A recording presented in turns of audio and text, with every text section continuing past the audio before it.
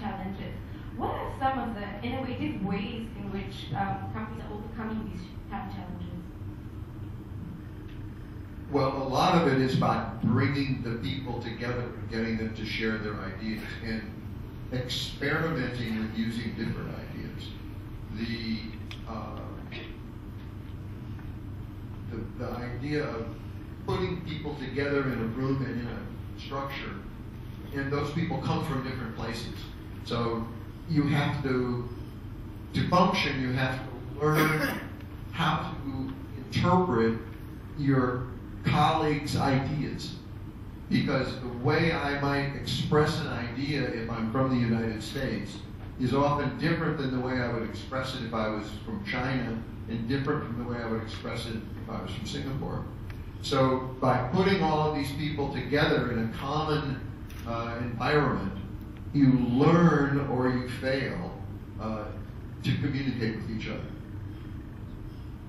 A CFO's responsibilities now go well beyond finance into balancing compliance and risk management together with business performance goals.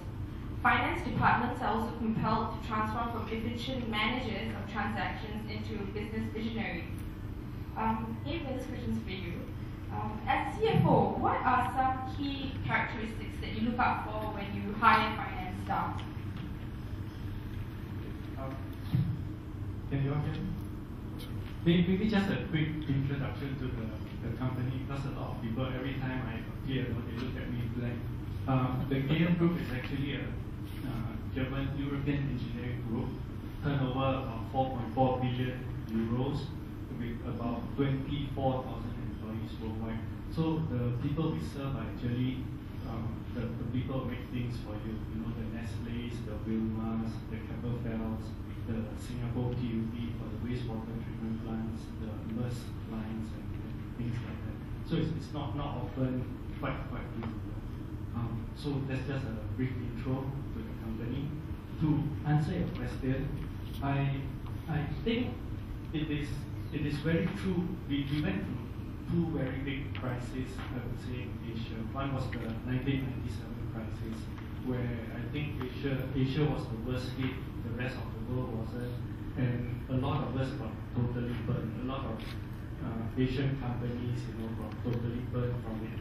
And from there, I think that was the changing point for the accounting function and the CFOs. Because from there, we suddenly realized that we were no longer just focused on transactions, but we actually had to be the one that was active in risk management, in being very much part of the decision-making process.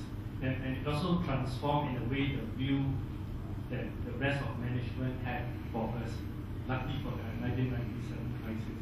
Because from there, then suddenly a lot of companies became helpless and we realized that they needed to look at numbers.